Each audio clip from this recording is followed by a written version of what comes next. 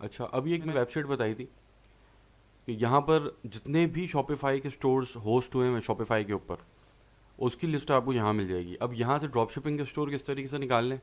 बहुत सारे स्टोर हैं 3.5 लाख के करीब, उसके अंदर से ड्रॉप शिपिंग कैसे ढूंढना है? सबसे पहले तो वही तरीका, आईपी के थ्रू आप इस पेज के ऊपर लैंड हो जाएं और यहाँ पर शॉपिफाई के ऊपर क्लिक करेंगे जब, तो यहाँ पर ये आपको पूरी लिस्ट बता देगा जो भी स्टोर्स हैं शॉपिफाई के ऊपर होस्ट हुए हुए। यहाँ पर आप ऑल रिकॉर्ड्स के ऊपर क्लिक करें। अब यहाँ पर ये पूरी लिस्ट है उन स्टोर्स की जो होस्ट हुए हैं शॉपिफाई के सर्वर के ऊपर, और इसकी जो क्वांटिटी है वो तकरीबन 3 लाख के करीब स्टोर्स हैं। अब इसके अंदर से स्टोर ढूंढने के लिए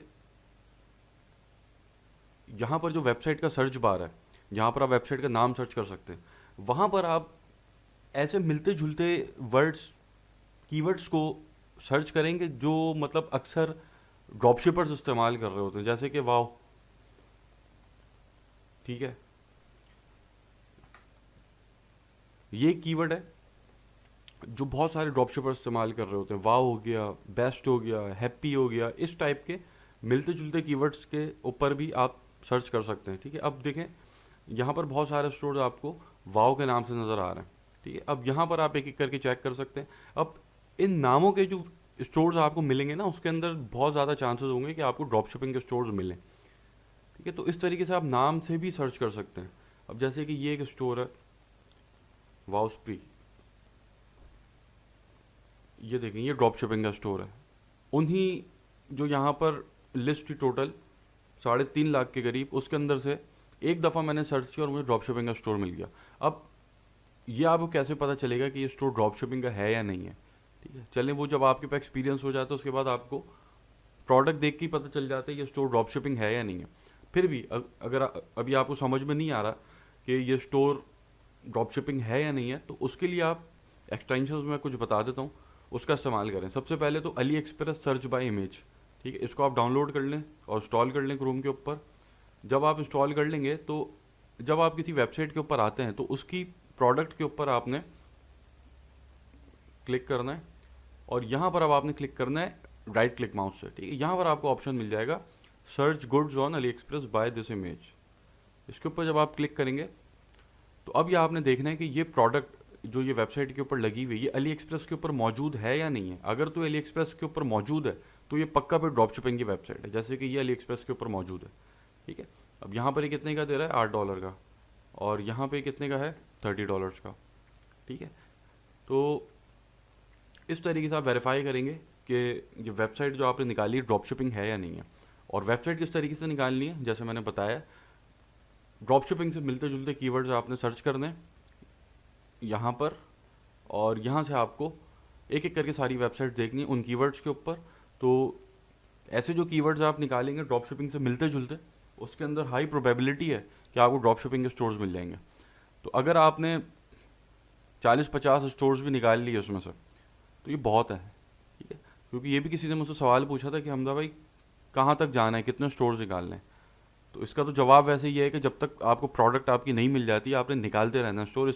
इसकी कोई क्वांटिटी नहीं है कि आपने इतने ही देखना है। ठीक है, लेकिन ऐसे करके आपको 40-50 स्टोर्स बहुत इजीली मिल जाएंगे, बहुत मतलब आसानी से, कोई बात ही नहीं है। और चाहें अगर और अंदर इसको देखना चाहें तो फिर और भी निकाल सकते हैं।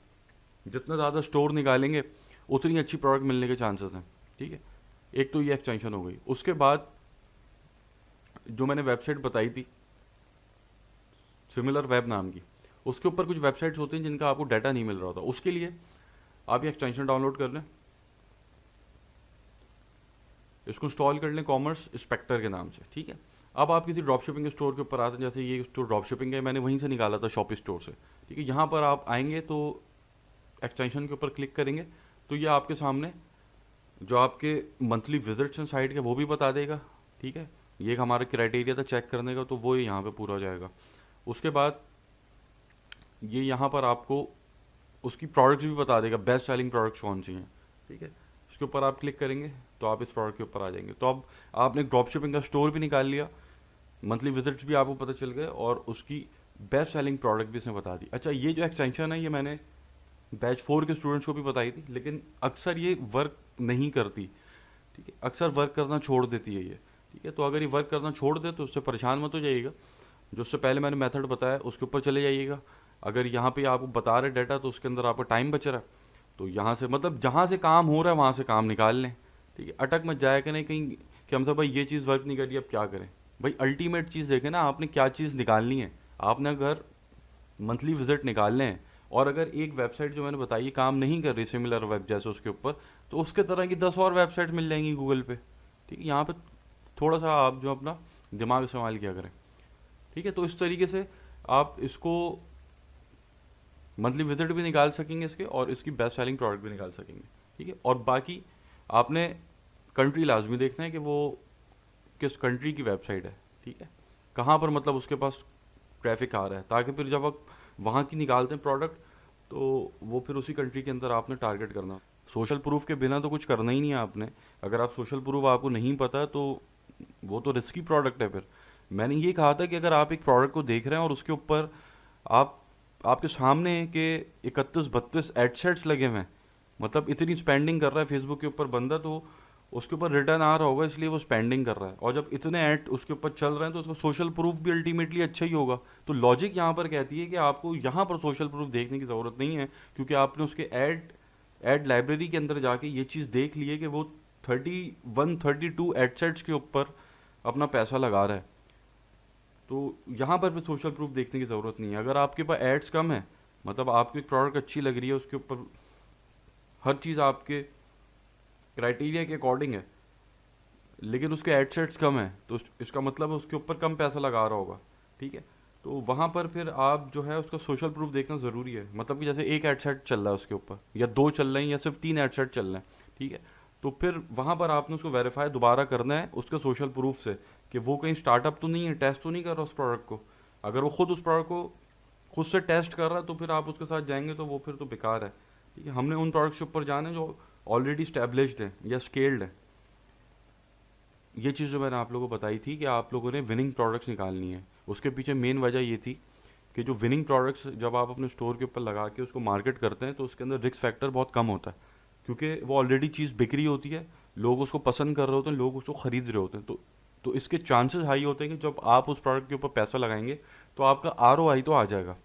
अब स्केल हो या ना हो वो एक अलग बात है। देखिए असल पैसा ड्रॉप शिपिंग में स्केलिंग से बनता है, लेकिन ROI आ जाता है। जो पैसा आप लगा रहे हैं, स्पेंडिंग आपकी हो रही है, वो आपके अकाउंट में वापसी आना शुरू हो जाता है। ठीक है, तो आप एक सेफ प्ले कर रहे होते हैं, फिर आप मेहनत करते हैं स्केलिंग के ऊपर, फिर आप जाते हैं और साथ एक्सपीरियंस भी लेते रहते हैं। तो इसलिए मैं कहता हूँ कि हमेशा विनिंग प्रोडक्ट के ऊपर हाथ डालें। और दूसरी बात ये कि आप जितने स्टोर की विनिंग प्रोडक्ट्स निकाल लें वो आपकी मर्ज़ी, आप अपने स्टोर के ऊपर लगाते जाएं। ठीक है, देखिए हमने तो एक दुकान तैयार करनी ना, अपनी ऐसी दुकान तैयार करनी कि जहाँ पर जब यूज़र फेसबुक का अंदर घुसे तो वो कुछ ना कुछ लेके बाहर निकले। अब फॉर एग्जांपल हमने एक प्रोडक्ट हंड की है, ऐड तो हम एक ही प्रोडक्ट पे चलाएंगे। ठीक है, टेस्ट तो हमने एक ही प्रोडक्ट करनी है, हम जिस प्रोडक्ट को टेस्ट कर रहे हैं उसके ऊपर हमारा फोकस है, लेकिन स्टोर के ऊपर और जो हमारी प्रोडक्ट्स हैं वो भी सेल ले आती हैं। मतलब कि आपने एक कस्टमर को ऐड दिखाया, वो आपके स्टोर के ऊपर आ गया और उसने वो प्रोडक्ट नहीं खरीदी ऐड जिसका उसने देखा था, उसने कोई और प्रोडक्ट खरीद ली। तो ये वाली सेल आपके पास कब आएगी कि जब आपके स्टोर के ऊपर और जो बाकी प्रोडक्ट्स हैं वो भी सारी बेहतरीन लगी होंगी। तो इससे आपने आपके पास जितने भी स्टोर्स आप निकाल लें ड्रॉप शिपिंग के, उसके अंदर सबकी विनिंग प्रोडक्ट्स जब आप एक साथ अपने स्टोर के ऊपर लगाएंगे तो उसके अच्छे रिजल्ट्स आपको मिलेंगे, सेल कुछ ना कुछ आती रहेगी आपके पास। ठीक है, असल हमारा जो इनिशियल गोल है वो ROI रिकवर करना है, मतलब जो पैसा आप इन्वेस्ट कर रहे हैं वो वापसी आपके पास आना चाहिए। ठीक है, जब वो आ जाएगा आपके पास फिर आप उसको री इन्वेस्ट करेंगे, फिर साथ ही फिर आप स्केलिंग के ऊपर जाएंगे। तो स्टार्ट के अंदर तो लोगों को मसला ही आता है, जो वो स्पेंड कर रहे हैं वो वापसी नहीं आता, तो वो फिर एक पॉइंट के ऊपर आके अटक जाते हैं और फिर उनके पास पैसा होता नहीं लगाने को, तो वहीं पर फिर आपका बिजनेस ख़त्म हो जाता है। तो जब ROI आ रहा होता है, आपने 1 लाख रुपए लगाए, 1 लाख रुपए वापसी आपके अकाउंट में आ गए, फिर आपने उसको 1 लाख रुपए को री इन्वेस्ट किया, फिर आपके अकाउंट में वापसी आ गई। इससे ये होता है कि आपका बिजनेस बंद नहीं होता, आपके पास अपॉर्चुनिटीज़ आती रहती हैं, फिर आप उसको टेस्ट करते रहते हैं। ठीक है, तो इसलिए आपने अपने स्टोर के ऊपर जितनी भी प्रोडक्ट्स लगानी सारी विनिंग प्रोडक्ट्स लगानी, ताकि उनके ऊपर भी कुछ ना कुछ सेल आती रहे।